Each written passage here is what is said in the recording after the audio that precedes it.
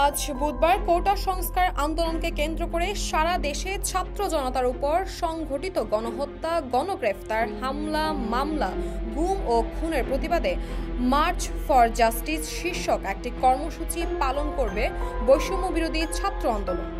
গতকাল মঙ্গলবার রাতে সোয়া 11টায় আন্দোলনের অন্যতম সমন্বয়ক আব্দুল কাদের জানিয়েছেন, এই কর্মসূচি দুপুর 12:30টায় শুরু হবে।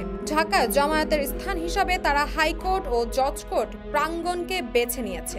এছাড়া সারা দেশের নাগরিকদের নিজ নিজ সুবিধা মতো স্থান ও সময়ে প্রতিটি ক্যাম্পাস এবং রাজপথে এই কর্মসূচি পালনের আহ্বান জানানো হয়েছে। আব্দুল কাদের এই কর্মসূচি পালনে সর্বাত্মক সহযোগিতা করার জন্য সারা দেশের শিক্ষক, আইনজীবী, মানবাধিকার কর্মী, পেশাজীবী, শ্রমজীবী এবং সকল নাগরিককে তাদের সাথে একত্রতা প্রকাশ করার অনুরোধ করেছেন।